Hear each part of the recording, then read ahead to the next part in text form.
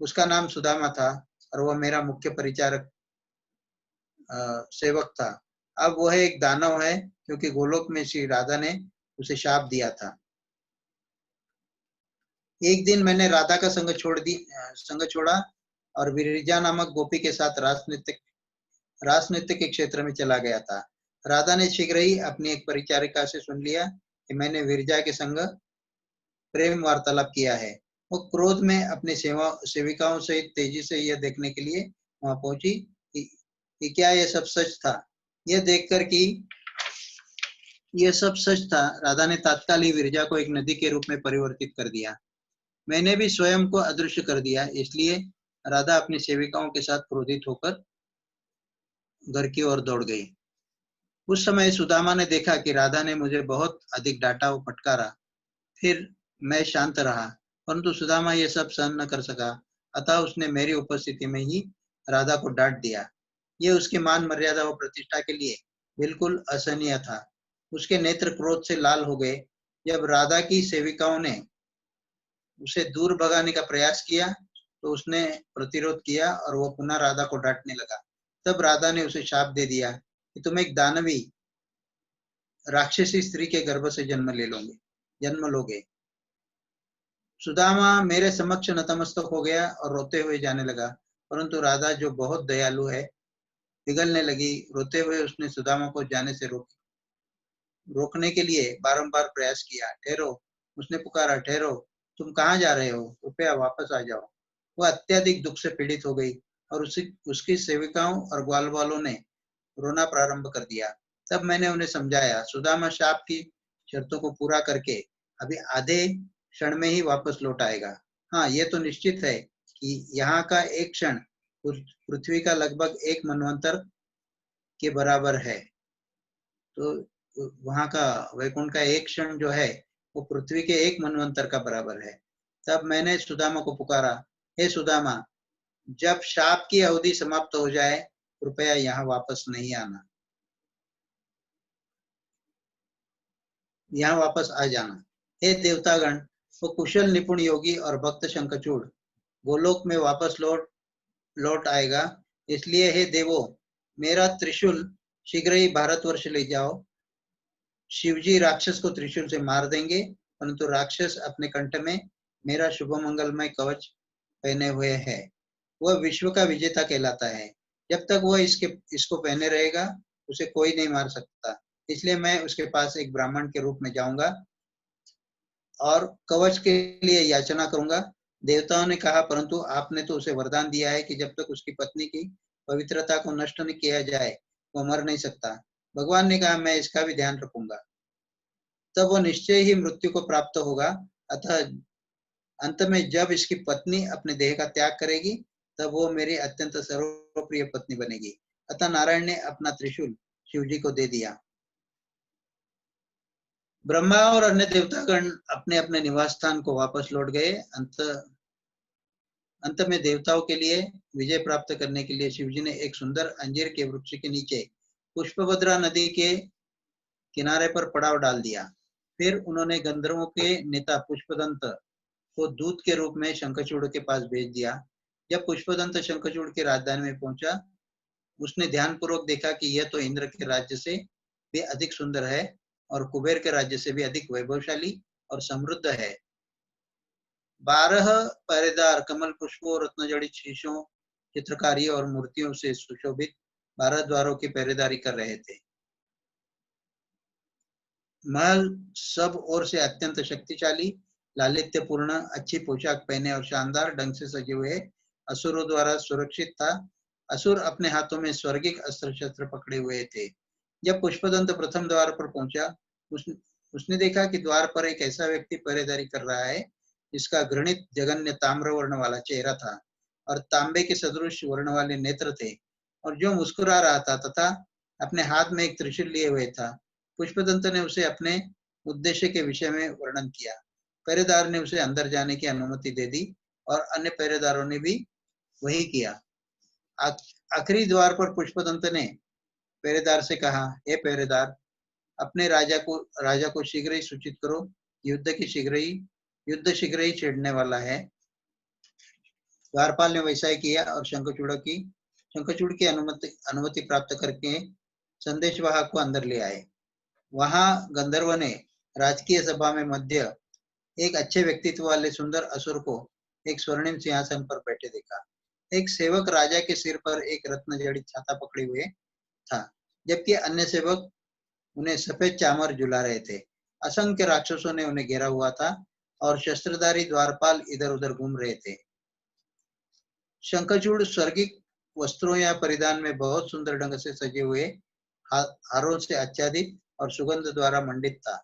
यह सब देखकर पुष्पदंत आश्चर्यचकित होकर हक्के बक्के रह गए और शंखचूड़ से बोले, हे राजा, मैं शिवजी का दूत हूँ और मेरा नाम पुष्पदंत है। मेरे स्वामी ने मुझे निम्नलिखित बातें तुमसे कहने का आदेश दिया है। अच्छा होगा कि आप उन्हें राज्य व अधिकार वापस लौटा दे। भगवान हरि ने अपना स्वयं का त्रिशूल शिवजी को दे दिया है और यदि आवश्यकता पड़े तो आपके विरुद्ध युद्ध छेड़ने के लिए भी कहा है। आजकल शिवजी पुष्पभद्र नदी के किनारे एक अंजीर के वृक्ष की छाया के नीचे निवास कर रहे हैं। आप देवताओं को उनकी संपत्ति वापस लौटा दें अथवा शिवजी के साथ युद्ध करने के लिए तैयार रहे। आपका क्या जवाब है? असुर जोर से हंसा और कहने लगा, बेहतर होगा कि तुम यहाँ से चले जाओ, मैं प्रातःकाल उनके पास चला जाऊंगा। वह दूत शिवजी के पास लौट आया और असुर का संदेश प्रेषित किया। इस बीच निम्नलिखित व्यक्तियों का समूह शिवजी के समक्ष प्रकट हुआ। कार्तिकेय, नंदी, महाकाल, बाण, मणिभद्र, 8 भैरव, 11 रुद्र, 8 वसु, 12 आदित्य, इंद्र, अग्नि, चंद्र, विश्वकर्मा, 2 अश्विनी कुमार, कुबेर, यम, जयंत, नलकुंवर, वायु, वरुण, बुद्ध, मंगल, धर्म, शनि, उग्रचंडी, कोठारी, सहस्त्र भुजाओं वाली भद्रकाली एवं अन्य व्यक्तिगण। महाबली शंखचूड़ स्त्रियों के आवास भवन में गए और तुलसी के निकट भविष्य में होने वाले युद्ध के विषय में बताया। यह सुनकर उनके तालु, होठ व कंठ सूख गए। दुखपूर्ण हृदय के साथ तुलसी उनसे बोली, हे मेरे स्वामी, एक क्षण के लिए रुको और मेरे हृदय के अंदर बैठ जाओ। एक पल के लिए मुझे जीवन प्राण से भर दो। कृपया मेरी मानवीय अभिलाषा को पूर्ण कीजिए। मुझे तुम्हें पूर्ण रूप से एकटक होकर देखने दीजिए, जिससे कि मेरी आंखें संतुष्ट हो जाए। मेरी श्वास अब बहुत उत्तेजित रूप में चल रही है, क्योंकि रात्रि के आखिरी प्रहर में मैंने एक बहुत बुरा स्वप्न देखा है। इसलिए मैं अपने अंदर तीव्र अग्नि के समान ताप अनुभव कर रही हूँ। राजा ने अपना भोजन समाप्त किया और सत्य शब्दों में तुलसी से कहा, हे रानी, जब व्यक्ति के अपने पूर्व कर्मों का फल फलीभूत होने का समय आता है, तब वह अच्छे बुरे, सुख दुख या आनंद व दर्द, भय और दुख का अनुभव करता है। समय पर वृक्ष उगता है, शाखाएं उत्पन्न होती है, फूल या पुष्प खिलते हैं और फल आते हैं। समय आने पर फलों से पूर्ण वृक्ष क्षय हो जाता है। इसी प्रकार समय पर मनुष्य बढ़ता है और क्षीण हो जाता है। समय पर सृष्टिकर्ता सृष्टि की रचना करता है, संरक्षक उसकी सुरक्षा करता है और विनाशकर्ता विनाश कर देता है। यही सृष्टि, संरक्षण, विनाश का नियम है। इसलिए तुम्हें सदा ही भगवान कृष्ण से श्रद्धा व आदर सहित प्रेम करना चाहिए, क्योंकि वे ही सृष्टिकर्ता, पालन करता व विनाश करता है। उनका न कोई आदि है, न कोई अंत है और भौतिक प्रकृति पर निर्भर नहीं है। भगवान ने अपनी निजी इच्छा से इस प्रकृति को, इसकी चर अचर, जीवित व मृत वस्तुओं को प्रकट किया है। ब्रह्मा से लेकर घास के तिनके तक सारी वस्तुएं कृत्रिम व अस्थायी समय पर विकसित होती है और क्षय हो जाती है। अतः तुम्हारे लिए अच्छा होगा कि तुम राधा रानी के संगी भगवान कृष्ण से अत्यधिक प्रेम करो।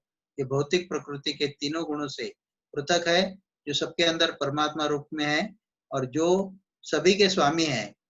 कृष्ण का आश्रय ग्रहण करो, क्योंकि वह केवल उनके आदेश पर ही वायु तेज से बहती है, सूर्य उष्मा प्रदान करता है, इंद्र वर्षा करता है, मृत्यु मनुष्य के पास जाती है, अग्नि प्रज्वलित होती है और चंद्रमा आकाश में चलता है। परम कृष्ण को खोजो, जो मृत्यु की मृत्यु है, समय का समय है, सृष्टिकर्ता का रचयिता और संरक्षक की सुरक्षा करने वाला है और विनाशकारी का विनाश करने वाला है। उनकी शरण ग्रहण करो। हे प्रिय, कोई भी किसी का मित्र नहीं है, परंतु भगवान हरि सभी के मित्र है, इसलिए उन्हीं से प्रार्थना करो और उनकी ही सेवा करो। मेरी प्रिय, मैं कौन हूँ और तुम कौन हो? हमारे कर्मों के अनुसार ईश्वर ने ही हमारा मिलन कराया। विधाता हमें विलग भी कर देगा। जब संकट आता है तो केवल मूर्ख ही परेशान होते हैं, बुद्धिमान कभी भी नहीं लड़खड़ाते। चक्र के समान सुख और दुख हमेशा घूमता रहता है। बद्रिकाश्रम में तुम भगवान नारायण को अपने पति के रूप में प्राप्त करने के लिए स्वयं को तपस्या में तल्लीन करो। निश्चय ही तुम उनकी प्राप्ति करोगी। मैंने भी स्वयं तुम्हें अपनी पत्नी के रूप में प्राप्त करने के लिए तपस्याएं की थी। ब्रह्मा की कृपा से मैंने तुम्हें प्राप्त किया और अतिशीघ्र ही तुम गोविंद को गोलोक वृंदावन में प्राप्त करोगी। जब मैं अपने असुरी देह का त्याग करूंगा, मैं भी वहीं चला जाऊंगा। उस जगत में हम निरंतर एक दूसरे को देखेंगे। राधा जी के शाप के कारण मैंने भारतवर्ष की इस बहुमूल्य भूमि पर जन्म लिया था, परंतु मैं गोलोक वापस लौट जाऊंगा। इसलिए मेरी प्रिय, मेरी चिंता मत करो। तुम भी अपना यह मानव रूप त्याग दो और एक आध्यात्मिक रूप धारण करोगी और भगवान हरि के पास चली जाओगी। इसलिए तुम्हें दुखी होने की आवश्यकता नहीं है। शंखचूड़ ने रत्नमणियों के मंदिर में तुलसी के साथ रात्र व्यतीत की और जो हीरों के दिए द्वारा प्रकाशित थे, उन्होंने सुंदर सुसज्जित शैया पर विश्राम किया। इस पर पुष्प बिखरे हुए थे और चंदन के लेप से मंडित थे। तब तुलसी दुख में भावविवल हो गई और रोना प्रारंभ कर दिया। शंखचूड़ जो जीवन के सत्य जानते थे, उन्होंने उन्हें अपने वक्षस्थल से लगाकर उनका आलिंगन किया और उन्हें विभिन्न प्रकार से पुनः शांत और संतुष्ट किया। भगवान कृष्ण से जो आध्यात्मिक उपदेश उन्होंने भांडीर वन में प्राप्त किए थे, जो समस्त दुखों वो भ्रांति को नष्ट करने के योग्य थे, उन्होंने वे सब अब तुलसी तक पहुंचाए। उन्हें प्राप्त करने पर तुलसी की प्रसन्नता का ठिकाना न रहा, क्योंकि उन्होंने समझा कि इस संसार में प्रत्येक वस्तु अस्थायी है। तब तुलसी व उनके पति ने शेष रात्रि का समय प्रेम पूर्ण आदान प्रदान में व्यतीत किया। ब्रह्म मुहूर्त जो सूर्योदय से पूर्व है, उसमें शंखचूड़ ने अपनी पुष्पशैया से उठ गए। उन्होंने अपने रात्रि के वस्त्र अलग फेंक दिए, शुद्ध जल से स्नान करके नए वस्त्र पहने और अपने मस्तक पर चमकदार तिलक लगाया। उन्होंने आवश्यक संस्कार संपन्न किए और अपने निजी विग्रहों की आराधना की। तब उन्होंने मंगलमयी वस्तुएं देखी, जैसे दही, घी, शहद, भुना हुआ चावल इत्यादि, और सदा की तरह ब्राह्मणों को श्रेष्ठतम रत्नमणि मोती वस्त्र का स्वर्ण वितरित किया। युद्ध के लिए अपने प्रस्थान के अनुकूल बनाने के लिए उन्होंने अपने गुरु को कुछ मोती, रत्न एवं हीरे दिए और गरीबों को कुछ अश्व, हाथी और गाय भेंट दी। फिर उन्होंने ब्राह्मणों को 1000 गोदाम, जो भंडार गृह, 3 लाख नगर और 7 लाख गांव दिए। उन्होंने अपने पुत्र सुचंद्र को अस्थायी रूप से राज्य का कारभार संभालने के लिए राजा के पद पर स्थापित कर दिया और उसे परिवार, राज्य, राजकोष, धन संपत्ति, भंडार गृह और वाहन की देखभाल करने का कार्यभार सौंप दिया। शंखचूड़ ने स्वयं को युद्ध के लिए तैयार किया और तीर, कमान जैसे शस्त्र धारण किए। राजा ने सेनाओं को एकत्रित होने की आज्ञा दी। अतः 3 लाख घोड़े, 1 लाख हाथी, 10,000 रथ, करोड़ त्रिशूलधारी, इन सभी ने स्वयं को युद्ध के लिए तैयार किया। अपने सैनिक दल या सेना को गिनने के पश्चात राजा ने 3 लाख अक्षयणी सेना के ऊपर नियंत्रण रखने के लिए सेनापति के रूप में एक महारथी नियुक्त किया था। एक अक्षयणी सेना जो है 1,09,000 पैदल योद्धा, एक अक्षयणी सेना में रहता है 1,09,000 पैदल योद्धा रहते हैं। 65,610 घोड़ेसवार के घोड़े, 21,870 रथ थे और 21,870 हाथी। ये सब मिलाकर एक अक्षयणी सेना बनती है। 3 अक्षयणियों को युद्ध का नगाड़ा बजाने की आज्ञा देकर उन्होंने भगवान हरि का स्मरण किया और युद्ध शिविर से बाहर निकल आए। शंखचूड़ एक श्रेष्ठ रथ पर सवार हुए और अपने सम्माननीय गुरुजन वो वयोवृद्ध की अध्यक्षता में शिवजी के पास जाने के लिए चल दिए। उस समय शिव सिद्ध आश्रम में पुष्पभद्रा नदी के किनारे वास कर रहे थे। यह पवित्र स्थान साधुओं को सरल से योग सिद्धि प्राप्त करने के लिए प्रसिद्ध था। यह वही स्थान है जहाँ पर कपिल ने तपस्वी बनने का अभ्यास किया था और इसी कारण से कपिल के भक्त वहां गए और उन्होंने भी वही किया था। यह स्थान पश्चिमी की ओर पश्चिम समुद्र द्वारा, पूर्व में मलय पर्वत श्रृंखला से, दक्षिण दिशा में शैल पर्वत द्वारा और उत्तर दिशा में गंधमादन पर्वत द्वारा सीमाबद्ध था। पुष्पभद्रा नदी 40 मील चौड़ी एवं 4000 मील लंबी थी। यह मंगलमयी नदी महान आध्यात्मिक योग्यता प्रदान करती थी तथा सदैव पारदर्शक निर्मल चमकते जल से पूर्ण थी। यह लवण समुद्र की सबसे अधिक प्रिय पत्नी है और वस्तुतः बहुत अधिक पवित्र है। यह नदी हिमालय के सरस्वती से आती है और अपनी बाई और गोमती नदी को रखते हुए अंत में पश्चिमी समुद्र में विलीन हो जाती है। जब असुर वहां पहुंचे तो उन्होंने शिवजी को अंजीर के वृक्ष की जड़ में योग समाधि के मुद्रा में बैठे देखा था। सहस्त्रों सूर्य के समान चमकदार दिखते हुए शिवजी मुस्कुरा रहे थे। वे ऐसे प्रतीत हो रहे थे कि जैसे उनके शरीर के प्रत्येक छिद्र से असीमित प्रकाश निकल रहा हो। वे एक चीते के खाल धारण किए हुए थे और एक त्रिशूल पकड़े हुए थे। उनका सिर उलझे हुए बालों के चमकदार गुच्छों से आच्छादित था। उनके 5 मुख थे और प्रत्येक में 3 नेत्र और उनकी गर्दन के चारों ओर सांप लिपटे हुए थे। वे मृत्यु की मौत, विश्व का संहार करने वाले और एक शक्तिशाली ईश्वर थे। उनका मुख शांतिपूर्ण, अविक्षुब्ध और सुंदर था। शिवजी को देखकर शंखचूड़ ने अपने रथ से नीचे उतरे और अपनी समस्त सेना सहित शिवजी के समक्ष नतमस्तक हो गए। शिवजी ने प्रसन्नता पूर्वक उनका अभिवादन किया और कहा, हे राजन, इस संसार के सृष्टिकर्ता ब्रह्मा जो धार्मिक कार्यों के पिता है, उनका एक मरीचि नाम का वैष्णव पुत्र था जिन्होंने गुणवान कश्यप को जन्म दिया था। ब्रह्मा का अन्य पुत्र दक्ष था जो कश्यप के समक्ष नतमस्तक हुए और उन्होंने विवाह में अपनी 13 पुत्रियां दी थी। इन पुत्रियों में से दनु अत्यधिक साहसी थी और उनके पुत्र दानव के नाम से जाने जाते थे। उनमें से विप्रचिति बहुत अधिक प्रसिद्ध था। वह बहुत अधिक पराक्रमी, धर्मपरायण, भक्त और भगवान विष्णु को समर्पित था। उसके पुत्र का नाम था दंभ और उनके गुरु के रूप में शुक्राचार्य मिले।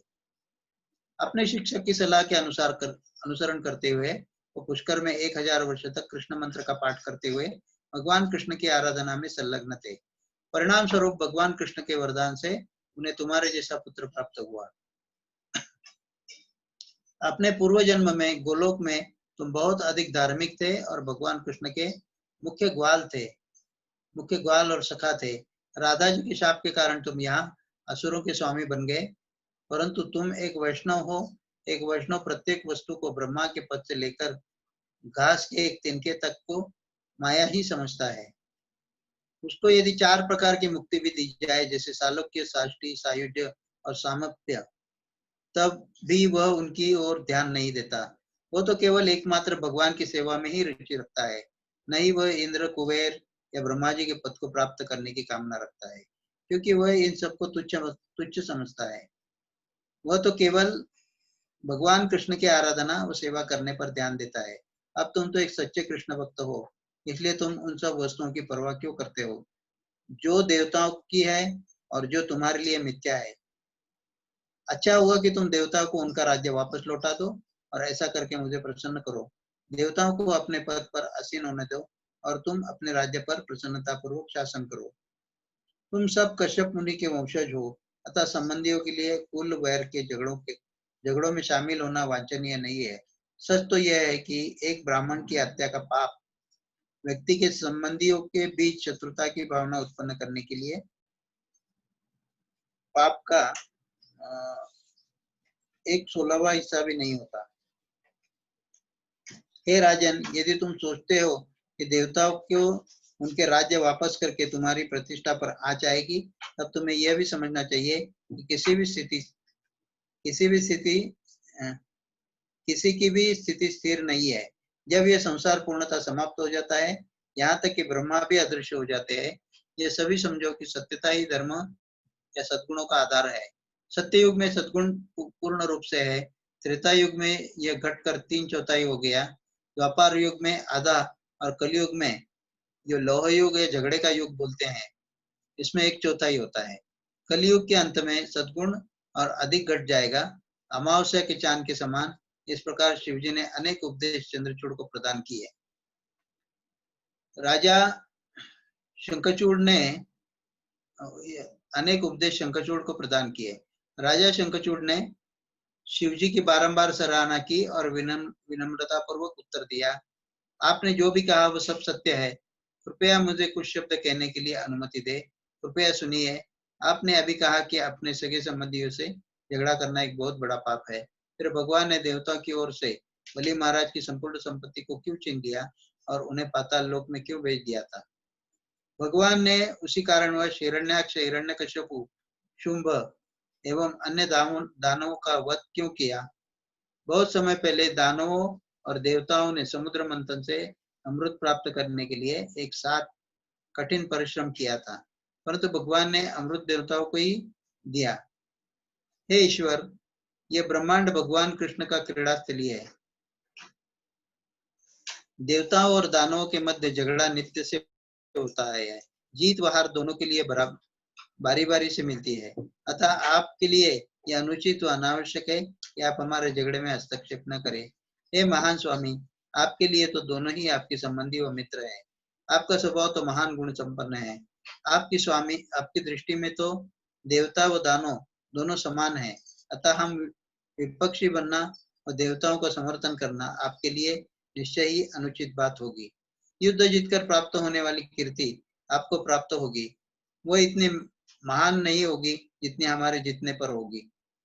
यदि हम आपको परास्त कर देते हैं, तब जो अपयश व कलंक आप पर आएगा वो उससे बहुत बड़ा होगा, क्योंकि हम छोटे हैं और आप महान हैं। शिवजी मुस्कुराए और धीरे से बोले, हे राजन, आप एक ब्राह्मण कुल के वंशज है। अतः यदि मैं आपके द्वारा परास्त किया जाता हूँ तो मुझे लज्जा क्यों अनुभव होगी?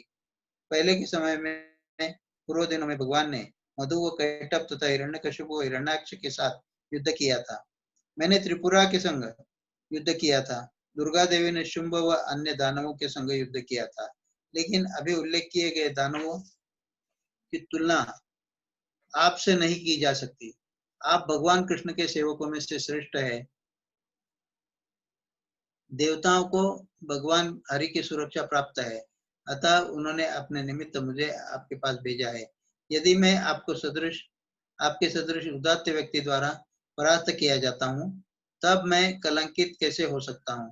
परंतु मैं आपको कलंक व अपयश की बातें करता हूँ, ये सुनकर आश्चर्यचकित हूँ। इस व्यर्थ के वार्तालाप को जारी रखने से कोई लाभ नहीं है। अब देवताओं को उनके राज्य वापस लौटा दो या मेरे साथ युद्ध करने के लिए तैयार हो जाओ। मैं अपने संकल्प में दृढ़ हूँ। शंखचूड़ शीघ्रता से उठे, शिवजी को नतमस्तक होकर प्रणाम किया और अपने मंत्रियों सहित रथ पर सवार हो गए। शिवजी ने अपनी सेना को तुरंत तैयार रहने का आदेश दिया। शंखचूड़ ने भी वही किया। औपचारिक रूप से युद्ध के प्रारंभ होने की घोषणा करते हुए वाद्य यंत्र कर्कश ध्वनि उत्पन्न करते हुए गरजने लगे। वहां योद्धाओं की चिल्लाहट के साथ अत्यधिक शोरगुल था। तब देवताओं ने व दानवों के मध्य युद्ध प्रारंभ हो गया और दोनों पक्षों ने नियमों का पालन करते हुए उचित रूप से युद्ध किया। शिव, देवी काली और उनके पुत्र कार्तिकेय ने पवित्र अंजीर के वृक्ष के आधार पर पड़ाव डाला था।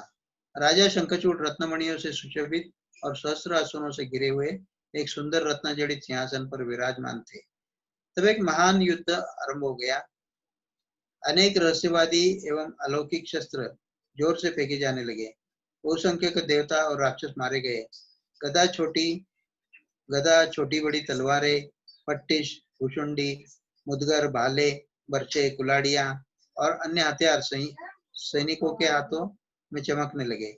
इन शस्त्रों से लड़ते हुए उल्लासपूर्ण योद्धा दहाड़ने लगे, वो एक दूसरे के सिर काटने लगे। हाथी, घोड़े व रथ पैदल सैनिक अपने अपने चालकों व यात्रियों से चोट खा रहे थे। उन पर आघात होने के कारण टुकड़े टुकड़े होकर दूर गिर गए। पांव, जांघें, हाथ, कान और पांव कटकर अलग हो रहे थे। ध्वज ध्वज, तीर, तलवारें, कवच तथा सुंदर आभूषण चीर-फाड़ करने के कारण टुकड़े में कट गए थे। कर्ण कुंडलों सहित चमकते हुए सिर तथा गज सदृश जांघें पृथ्वी पर छितर-बितर हो गई थी। कटी हुई भुजाएं अपने आभूषणों व हथियारों से मधुमक्खी के छत्ते के समान इधर-उधर बिखरी थी। युद्ध क्षेत्र में दौड़ते हुए योद्धाओं के बिना सिर के शरीर उछल रहे थे, लेकिन तब भी अपने शस्त्र पकड़े हुए थे। योद्धाओं ने एक दूसरे के ऊपर इतने अधिक तीर छोड़े कि सूर्य भी अदृश्य हो गया और ऐसे लग रहा था कि वर्षा ऋतु का आगमन हो गया। नायक सिंह के समान गरज रहे थे और दहाड़ रहे थे। बहुत जोर से शंख बजाकर क्रोधित होकर उग्र रूप से लड़ रहे थे। यद्यपि संघर्ष बहुत भयानक व उपद्रवी था, परंतु योद्धाओं या लड़ने वालों के लिए रोचक था व आनंदमय था। फिर देवताओं को परास्त कर दिया गया। वे बहुत ही हथियारों और मिसाइलों द्वारा घायल हो गए और भयभीत होकर युद्ध क्षेत्र से डरकर भाग गए। देवता शिवजी के पास लौट आए और उनका आश्रय लिया। अशांत, चिंतित व घबराए हुए थे। वे चिल्लाते हुए बोले, हे ईश्वर, कृपया हमारी रक्षा कीजिए, हमारी रक्षा कीजिए। शिव देवताओं को परास्त कर देखकर उनके भयभीत आशंकित चिल्लाहट सुनकर बहुत क्रोधित हो गए। उन पर सहानुभूति की नजर डालते हुए उन्होंने उनकी सुरक्षा का आश्वासन दिया। उन्होंने अपने पुत्र कार्तिकेय को शत्रु पर आक्रमण करने का आदेश दिया। काली देवी भी युद्ध क्षेत्र में गई और भयावह वातावरण का निर्माण किया। शंखचूड़ ने कार्तिकेय एवं काली द्वारा घटित भयंकर आतंकी दृश्य देखा। इतना भयंकर प्रतीत हो रहा था कि संसार का प्रलय हो रहा है। क्रोधित होकर उसने युद्ध की तैयारी की और अनेक वीरों के साथ लेकर वे अपने हीरो जड़ित वायुयान में चढ़े थे। हथियारों और मिसाइलों द्वारा भरे थे। इससे अनेक योद्धा प्रफुल्लित व उत्साहित हो गए, विशेषकर जब विमान में बैठे हुए थे। शंखचूड़ ने अपने धनुष की प्रत्यंचा चढ़ाई और तीरों की बौछार की। तीरों के डंडे बहुत भयानक लग रहे थे और टिक नहीं पा रहे थे। वे वर्षा के समान प्रतीत हो रहे थे और उन्होंने युद्ध क्षेत्र को घोर अंधकार से ढक दिया।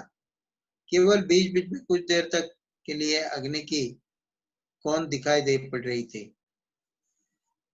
यह देखकर नंदीश्वर और अन्य देवता डर के कारण बचकर निकल भागे। तब भी कार्तिकेय वहीं रुके थे।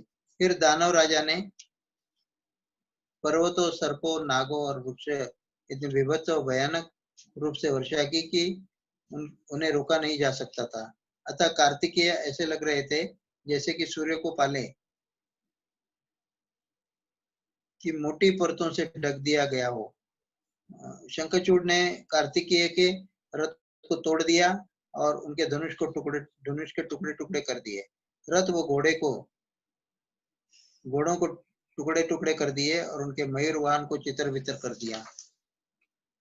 तब उसने अपने चमकदार तेज से भाले को कार्तिकेय के वक्षस्थल पर घुमाकर जोर से फेंका और उसका प्रहार की शक्ति ने उन्हें अचेतन कर दिया। अतिशीघ्र अति पुनः होश आने पर कार्तिकेय ने अपने मजबूत एवं रत्न जड़ित रथ पर सवार हुए अपने शस्त्र और मिसाइलें उठाकर विस्मयकारी रूप से लड़ने लगे। अपने रहस्यमय शस्त्रों का प्रयोग करते हुए उन्होंने क्रोध में उन शस्त्रों के टुकड़े टुकड़े कर दिए जो उन पर फेंके गए थे। तब उन्होंने अपने जलास्त्र द्वारा अग्नि प्रज्वलित की, असुर के धनुष और रथ को तोड़ डाला और उनके सारथी को मार दिया। एक पराक्रमी के समान दहाड़ते हुए, बारंबार चिल्लाते हुए उन्होंने शंखचूड़ के कवच व मुकुट को भी तोड़ फाड़ डाला और फिर अपना धकधकता हुआ भाला शंखचूड़ की छाती पर जोर से फेंका।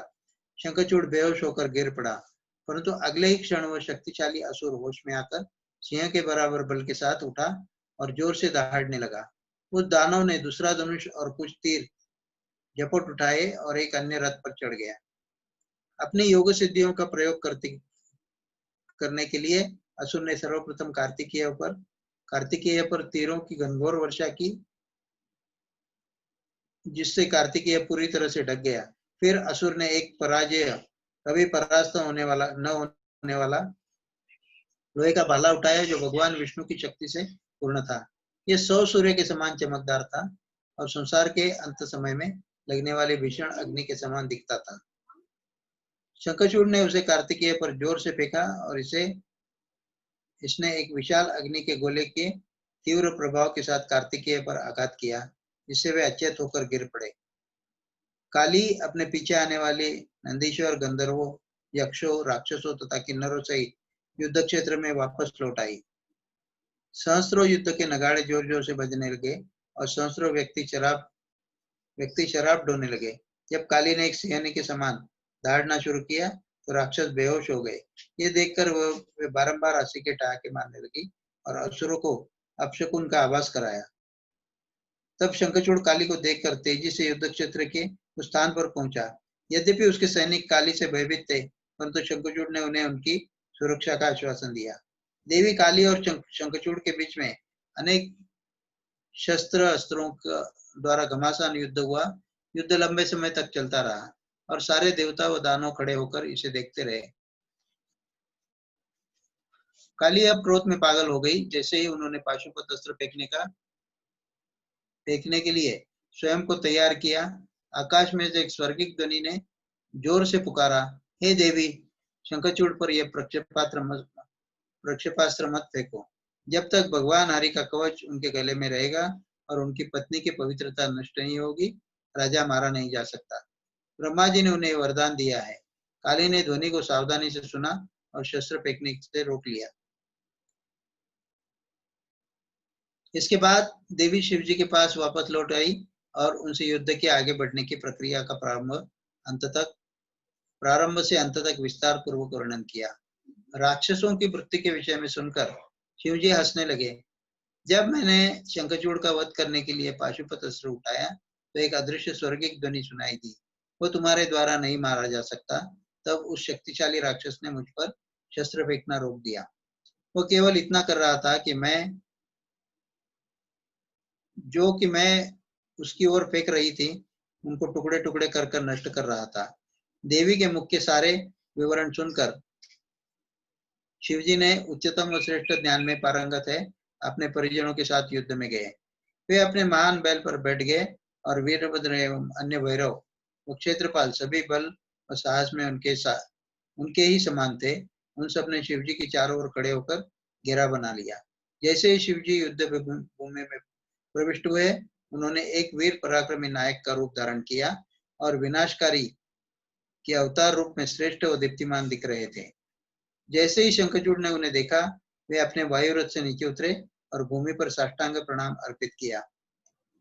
तब वे उठे और शीघ्रता से अपने रथ की ओर लौटे और अपने धनुष्य बाण को उठाकर युद्ध के लिए स्वयं को तत्पर किया।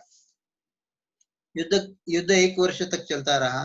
दोनों वीरों ने एक दूसरे पर इनके उग्र व प्रचंड रूप से तीर बरसाए, जिस प्रकार बादल पृथ्वी पर निरंतर वर्षा बरसाते हैं। जब शंखचूड़ ने क्रीड़ाजनक रूप में भयानक तीरों से निशाना साधा तो शिवजी ने उस सबको अपने बाणों से तोड़कर अलग कर दिया। शिवजी ने राक्षसों के हाथों पैरों पर विभिन्न शस्त्रों द्वारा आक्रमण किया। तब शंखचूड़ ने भी अपनी तलवार और कवच उठाया और शिवजी के पवित्र बैल की ओर तेजी से दौड़े और उनके सिर पर आघात किया। यह देखकर शिवजी ने अपने शस्त्र द्वारा उस तलवार और चमकते हुए कवच को चकनाचूर कर दिया। फिर असुर ने अपना बर्छा फेंका, परंतु शिवजी ने उस पर बाण छोड़ा और उसके टुकड़े टुकड़े कर दिए। शंखचूड़ ने अब क्रोध में पागल होकर एक गदा उछाली, परंतु शिवजी ने अपनी मुट्ठी द्वारा जो घूंसा मारा था उसे गिरा दिया। दानव ने अपनी गदा बहुत तेजी से शिवजी पर फेंकी, फिर भी शिवजी ने उसके टुकड़े टुकड़े करके राख कर दिए। एक कुल्हाड़ी को झपटते हुए शंखचूड़ शिवजी की ओर दौड़ा, परंतु शिवजी ने उस पर बाणों की बौछार की, उससे वह अचेत हो गया। दानव शीघ्र ही पुनः होश में आए और अपने सुंदर रथ पर सवार हो गए। अपनी रहस्यमय अस्त्रों बाणों द्वारा पूरे आकाश को आच्छादित करके वो वैभवपूर्ण रूप से चमकता रहा। जब शिवजी ने उसे अपनी ओर आते हुए देखा, उन्होंने बहुत उत्साहपूर्वक अपने ढोल पर प्रहार किया और अपने धनुष पर बहुत जोर की आवाज करते हुए प्रत्यंचा चढ़ाई। शिवजी ने चारों दिशाएं अपने बिगुल की आवाज से भर दी और तब जोर से गरजते हुए राक्षसों को भयभीत कर दिया। उसके पश्चात श्रेष्ठ और प्रभावशाली सांड बुलंद आवाज में कड़क कड़क कर गरजा। आकाश, पृथ्वी और आठों दिशाओं को अपने आवाज से प्रभावित करता हुआ तथा गर्वित चिंगाड़ते हाथियों को लज्जित करते हुए शिवजी ने पृथ्वी व आकाश के बलपूर्वक हाथों से थपथपाकर सारी पूर्व ध्वनियों को मात कर दी थी।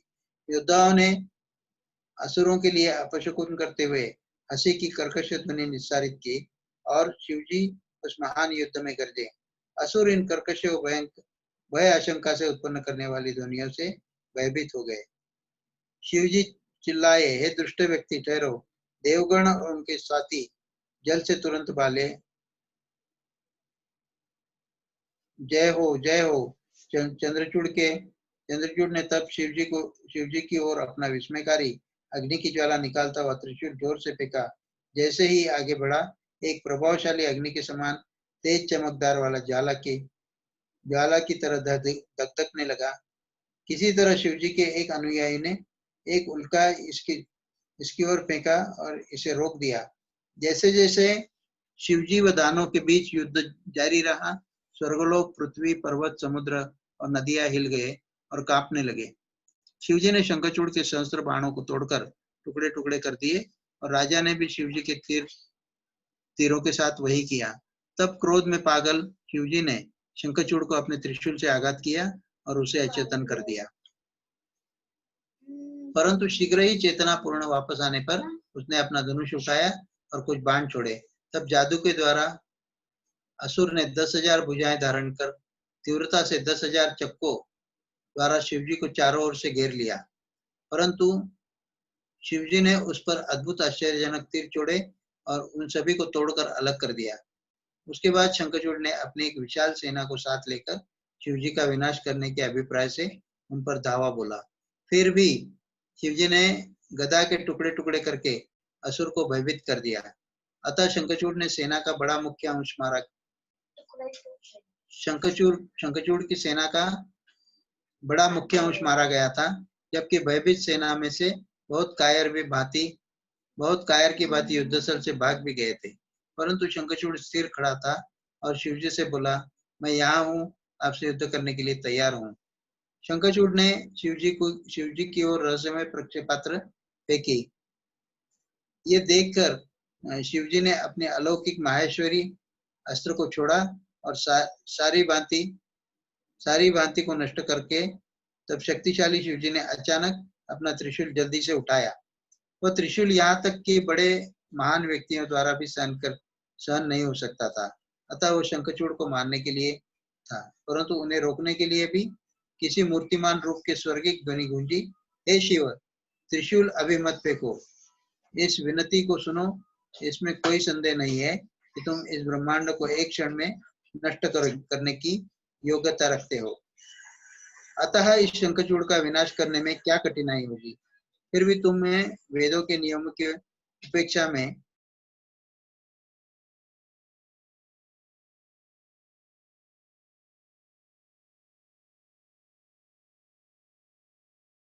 कि ब्रह्मा ने कहा था कि जब तक शंखचूड़ भगवान विष्णु का कवच पहना रहेगा और जब तक उसकी पत्नी पातिव्रत्य बनाए रखेगी, वह ना तो मर सकेगा, ना ही बूढ़ा हो सकता है। वह इन वरदानों के अधीन है, इसलिए कृपया इन वरदानों का उल्लंघन मत करो। शिवजी ने उत्तर दिया, ऐसा ही हो। उसी क्षण शिवजी ने भगवान विष्णु को देखने की अभिलाषा की और भगवान विष्णु वहां प्रकट हो गए। शिवजी ने उन्हें बताया कि वे क्या इच्छा रखते हैं। भगवान विष्णु उनकी सहायता करने के लिए मान गए। अतः एक बूढ़े ब्राह्मण की वेशभूषा में भगवान विष्णु, जो योगी सिद्धियों में प्रमुख है, शंखचूड़ के पास पहुंचे और उससे याचना की, हे दानवों के राजा, कृपया मुझे प्रार्थित वस्तु प्रदान कीजिए। तुम सभी संपत्ति दान में देते हो, अतः मैं जो चाहता हूँ मुझे प्रदान करो। मैं एक शांतप्रिय और सौम्य बूढ़ा ब्राह्मण हूँ। मैं बहुत भूखा और प्यासा हूँ, परंतु पहले तुम वचन दो और तब मैं तुम्हें बताऊंगा कि मैं क्या चाहता हूँ। शंखचूड़ ने वचन दिया कि आप जो भी मांगोगे वे आपको देंगे। अतः ब्राह्मण ने बहुत स्नेहपूर्वक कहा, मैं आपका कवच लेना चाहता हूँ। शंखचूड़ ने ब्राह्मणों का हितैषी जिसने सत्य बोला वह आखिर तक छद्मवेश धारण किए हुए विष्णु को अपना दिव्य कवच सौंप दिया। तब भगवान विष्णु ने शंखचूड़ का वेश धारण किया और तुलसी देवी के महल में गए। जब वे प्रवेश द्वार पर पहुंचे, उन्होंने घर में प्रवेश करते समय विजय के प्राकट्य का भाव व स्थिति उत्पन्न की, जिससे अन्य लोगों ने अपने ढोल बजाने प्रारंभ किए और चिल्लाने लगे, जय हो, जय हो।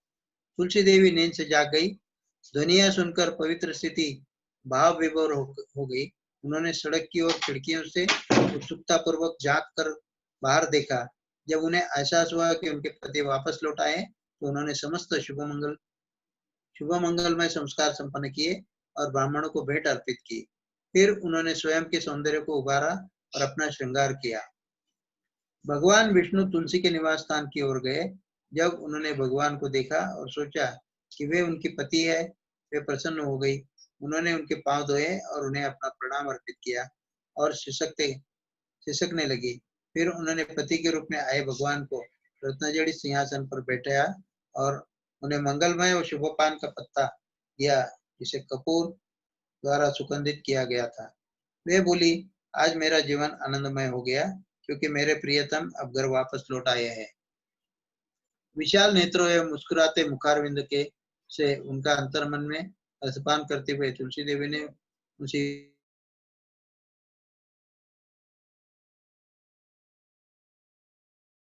युद्ध में क्या किया। वे देवताओं के रक्षक एवं असंख्य ब्रह्मांडों के संहारक है। आप उन महान ईश्वर को परास्त करके बहुत प्रसन्न लौटे हैं। आपने उनको कैसे पराजित किया, मुझे इसके विषय में सब कुछ बताइए। भगवान विष्णु हंसे और मधुरता पूर्वक बोले, जब मैं युद्ध क्षेत्र में पहुंचा तब वहां पर अत्यधिक शोरगुल था। देवता असुरों के साथ लड़े और प्रत्येक पक्ष विजय प्राप्त करने के लिए उत्सुक था। देवताओं ने असुरों को परास्त कर दिया, परंतु फिर मैंने शक्तिशाली देवताओं को पराजित किया। उन्होंने शिवजी का आश्रय ढूंढा। तब शिवजी ने उनकी सहायता करने के लिए मेरे साथ लंबे समय तक युद्ध किया। हे प्रिया, शिवजी और मैं 1 वर्ष तक निरंतर युद्ध करते रहे और सारे असुर मारे गए। तब ब्रह्मा ने हमें शांति रखने के लिए मना किया। अब ब्रह्मा जी के अनुसार सत्ता के अधिकारी देवताओं को पुनः सौंप दिया। अतः मैं घर आ गया हूँ और शिवजी अपने लोक में चले गए। सभी स्वस्थ सामान्य हो गया, अतः कष्टों का अंत हो चुका है। भगवान विष्णु तब तुलसी देवी के साथ शैया पर लेट गए और उनके साथ घनिष्ठ संबंध स्थापित किया। इस बार राजा शंखचूड़ युद्ध क्षेत्र में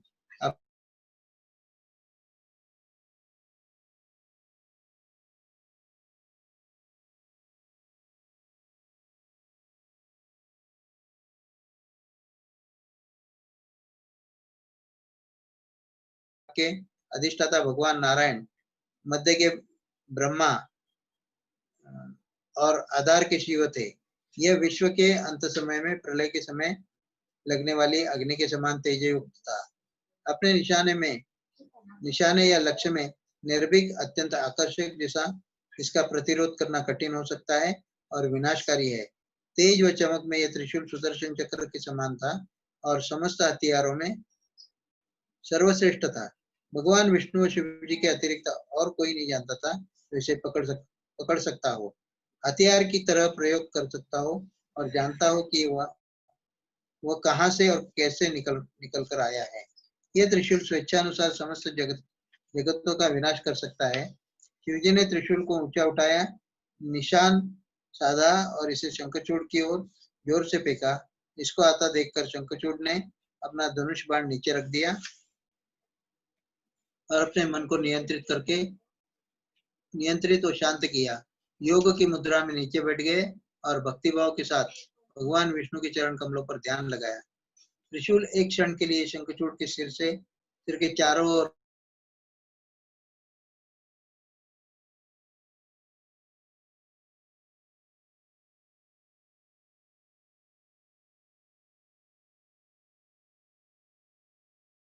और अंत में बल सहित प्रसन्नता पूर्वक भगवान नारायण के पास वापस लौट आया।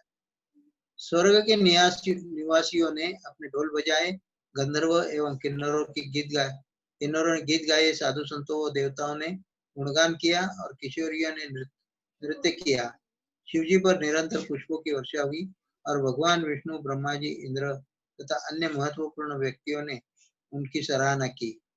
दयावश शिवजी ने शंखचूड़ की हड्डियां समुद्र में उछाल दी और ये हड्डियां विश्व के सारे शंखों में परिवर्तित हो गई।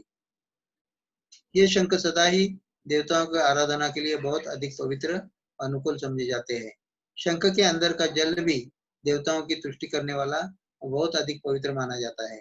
यह समस्त देवताओं को अर्पित किया जाता है, परंतु शिव जी को नहीं। जहां पर भी शंख बजाया जाता है, लक्ष्मी जी वहां अत्यधिक हर्ष के साथ वास करती है। यदि कोई शंख के जल से स्नान करता है तो ये सारी पवित्र नदियों में स्नान करने के बराबर है। जहां पर भी शंख रखा जाता है वहां भगवान हरि लक्ष्मी के साथ वहां रहती है। सारी अमंगल वस्तुएं उस स्थान से अदृश्य हो जाती है।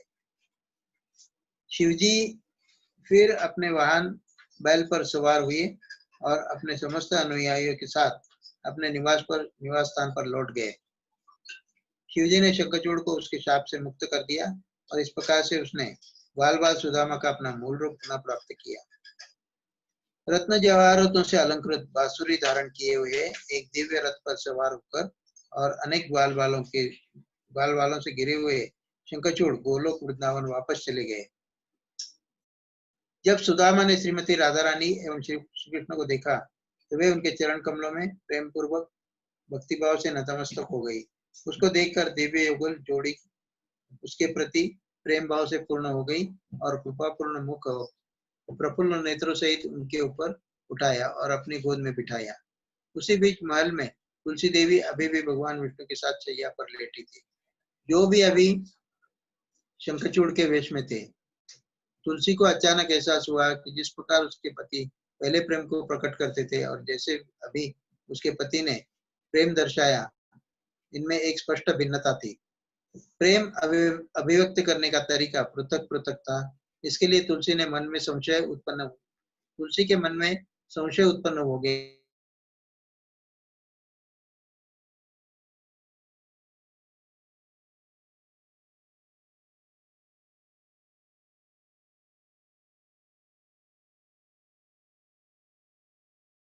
पूर्ण नजरों से देखा और कहा, पूछा, कौन हो तुम कौन हो? तुलसी देवी क्रोधित हो गई। हाँ, तुम कौन हो? मैं अभी तुरंत जानना चाहती हूँ, क्योंकि मैं जानती हूँ कि तुमने मेरे साथ आनंद भोगने के लिए मुझे धोखा दिया है। तुमने मेरी विनम्रता और सीधेपन का लाभ उठाकर मेरे साथ अन्यायपूर्ण कार्य करके मुझ में गुस्से और दुख की तीव्र भावना उत्पन्न कर दी है। इसके लिए मैं तुम्हें शाप दूंगी। भगवान विष्णु ने तब अपना असली रूप धारण किया। तुलसी ने अपने समक्ष देवताओं के स्वामी को देखा। उनका वर्ण गहरा नीला था। नवीन वर्षा के बादलों के समान उनके पतझड़कालीन कमल पुष्पों के समान थे और वे रत्न व आभूषणों से अलंकृत थे। उनका मुस्कुराता हुआ मुखारविंद बहुत अधिक भव्य और कृपापूर्ण दिखता था और वे पीत वर्ण के वस्त्र धारण किए हुए थे। वासुदेव का खूबसूरत रूप देखकर तुलसी अपनी चेतना खो बैठी और बेहोश हो गई। कुछ ही क्षणों के पश्चात वे पुनः अपनी चेतना में लौट आई और उन्हें होश आ गया और कहने लगी, हे ईश्वर, हे प्रभु, आप एक पत्थर के समान हैं। आप निर्दयी व कठोर है। आपने धोखे से मेरा सतीत्व, मेरी पतिव्रता नष्ट कर दी। इस प्रकार आपने मेरे पति को मार डाला। हे स्वामी, आप निर्दयी है। हाँ, आपका हृदय एक पत्थर के समान है, इसलिए मैं आपको एक पत्थर बनने का शाप देती हूँ। वे लोग जो आपको पवित्र कहते हैं, वह निस्संदेह गलत है। आपके भक्त ने कोई अपराध नहीं किया था और फिर भी दूसरों के हित के लिए आपने उसको मार डाला। क्योंकि दुख और निराशा से अत्यधिक प्रभावित होकर परेशान होकर तुलसी जोर जोर से रोने लगी और बारंबार शोक करने लगी। तुलसी को दुखी देखकर नारायण, जो दया के सागर है, उन्होंने धार्मिक नियमानुसार उसको सांत्वना देने का प्रयास किया। उन्होंने कहा, हे तुलसी, तुमने मुझे पति के रूप में प्राप्त करने के लिए एक लंबे समय तक तपस्याएं की और शंखचूड़ ने भी तुम्हें अपनी पत्नी के रूप में प्राप्त करने के लिए एक लंबी अवधि तक तपस्या की। उस तपस्या के कारण उसने अपनी इच्छा परिपूर्ण की। तब मेरे लिए एक आवश्यक हो गया था कि तुम्हारी अभिलाषा को पूर्ण करूं। उसी कारण से मैंने ये सब किया। अब अपनी संसारी देह को त्याग कर एक आध्यात्मिक देह धारण करो और मुझसे विवाह करो। लक्ष्मी के समान बन जाओ, तुम्हारी देह भारतवर्ष की इस पवित्र भूमि में एक गुणवान शुद्ध पारदर्शी नदी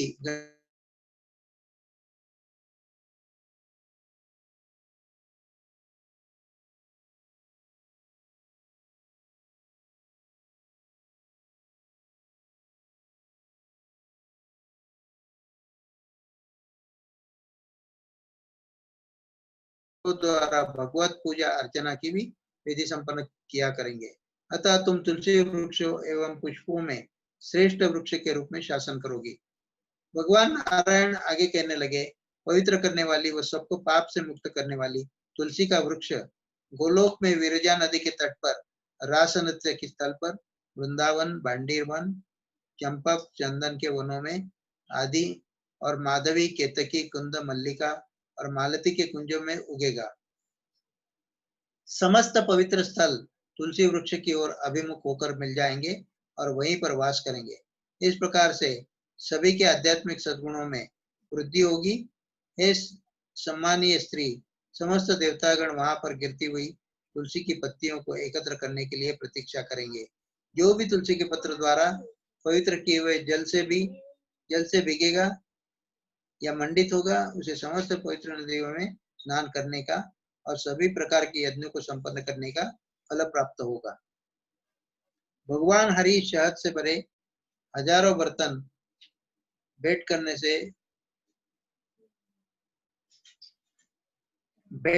से इतने प्रसन्न नहीं होंगे जितने वे एक तुलसी के पत्र भेंट करने से होंगे। ऐसी तुलसी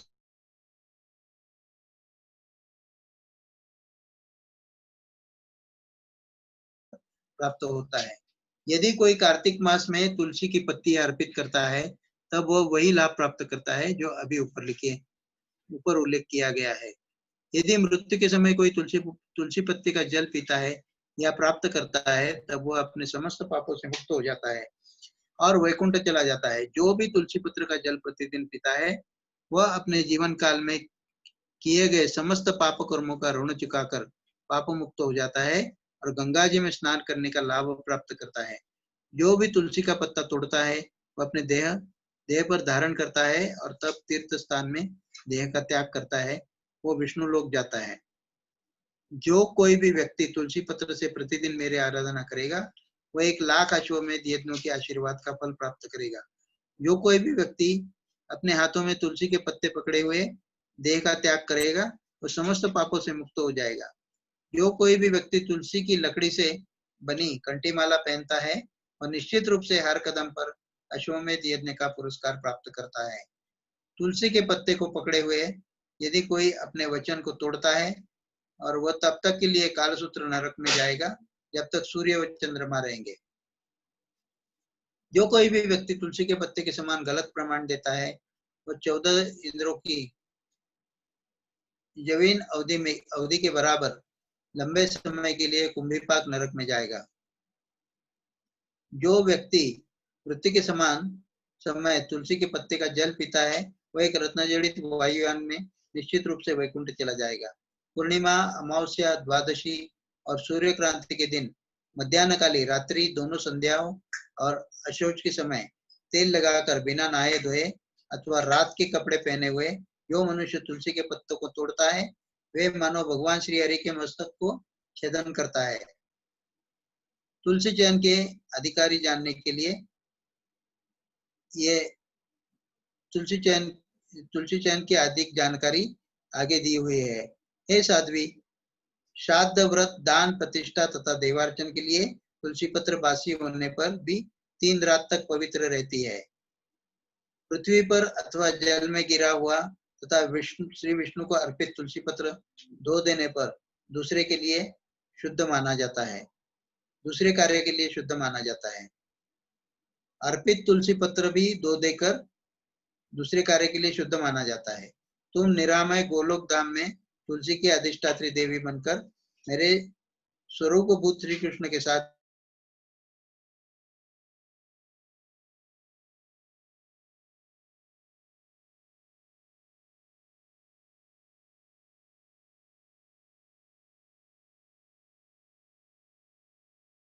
तुम्हारी उपस्थिति होगी, इसमें संशय नहीं है।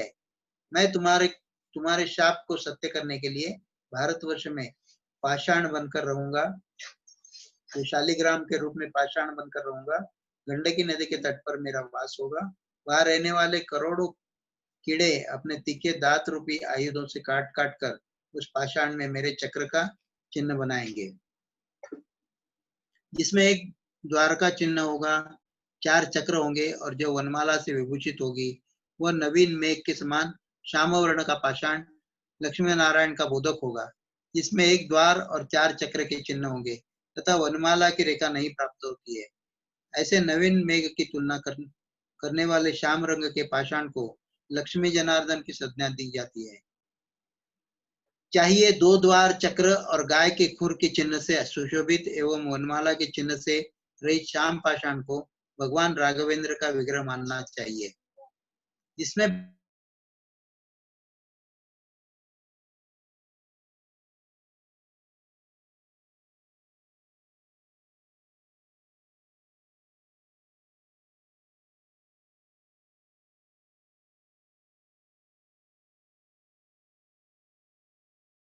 ऐसा समझना चाहिए।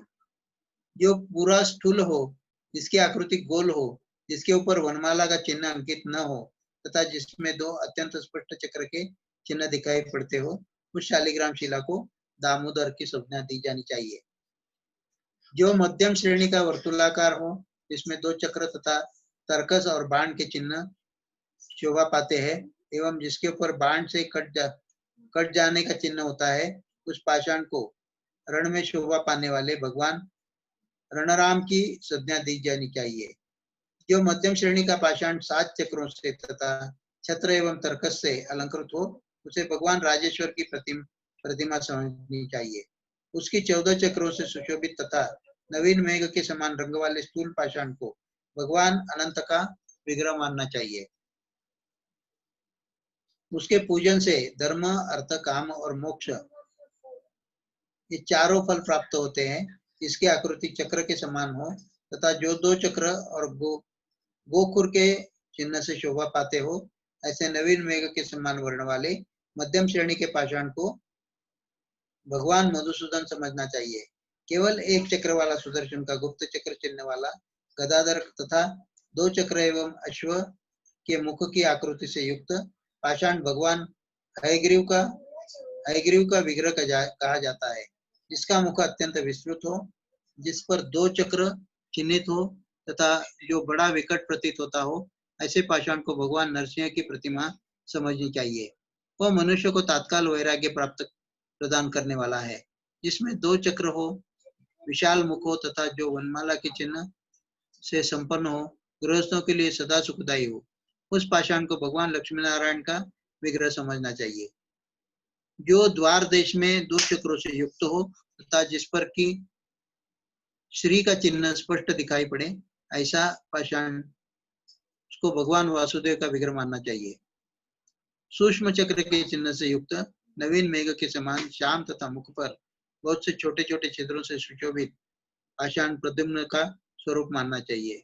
उसके प्रभाव से गृहस्थ सुखी हो जाएंगे, जिसमें 2 चक्र सटे हुए हो और जिसका पृष्ठभाग विशाल हो। गृहस्थों को निरंतर सुख प्रदान करने वाले उस पाषाण को भगवान शंकरचरण की प्रतिमा समझनी चाहिए, जो अत्यंत सुंदर गोलाकार हो तथा पीले रंग से सुशोभित हो। विद्वान पुरुष कहते हैं कि गृहस्थों को सुख देने वाला यह पाषाण भी अनिरुद्ध का स्वरूप है। तो इस प्रकार हमने आज तुलसी महारानी का प्राकट्य की कथा सुनी और उसके बाद शिव जी ने शंखचूड़ को किस प्रकार परास्त किया और तुलसी महारानी को भगवान ने कहा था कि जो जिस कारण तुमने ये तपस्या की थी उसके लिए मैंने ये सब किया था, इस प्रकार भगवान ने आश्वस्त किया और फिर वो तुलसी के रूप में परिवर्तित हो गई थी। उसके बाद तुलसी महारानी ने भगवान को शाप दिया कि तुम पाषाण बनकर तुम पाषाण बन जाओगे। तो उस प्रकार फिर भारतवर्ष में पाषाण बनकर गंडकी नदी के तट पर मेरा वास होगा, ऐसा भगवान बोल रहे थे। और फिर उनके ऊपर जो जो कुछ चिन्ह अंकित होते हैं वहां पर नदी में, वो चिन्ह किस प्रकार है और उन्हें किस किस प्रकार से उनका नामकरण किया जाना चाहिए, ऐसा भगवान ने यहाँ पर बहुत विस्तृत वर्णन किया है। और अगर किसी के पास शालिग्राम हो तो वो कौन से शालिग्राम है उसका नामकरण आप कर सकते हो घर में, शालिग्राम अगर घर में हो तो। और उनका दर्शन, उनकी सेवा तुलसी तुलसी से ही करनी चाहिए। तुलसी और तुलसी तुलसी पत्तों से रोज का स्नान करने से भी बहुत लाभ होता है हर प्रकार से। और उसका आगे का वर्णन आगे के इसमें आएगा ही। और जहाँ शालिग्राम की शिला रहती है वहाँ भगवान श्री हरि विराजते हैं, और वहाँ संपूर्ण तीर्थों तीर्थों को साथ लेकर भगवती लक्ष्मी भी निवास करती है। तो शालिग्राम होंगे तो उसका उनका जो रोज का सेवा है वो स्त्रियों ने नहीं करनी चाहिए, ऐसा यहाँ पर आगे आएगा अभी उसमें उसका डिटेल। तो घर में अगर होंगे तो उसका नामकरण करके उनको अभिषेक करके रोज पूजा में रखे, उनको तुलसी अर्पण रोज के रोज करनी चाहिए। तो इस प्रकार ये इसका वर्णन, ये युद्ध का वर्णन किस प्रकार परिवर्तित हुआ और शंखचूड़ को फिर शंखचूड़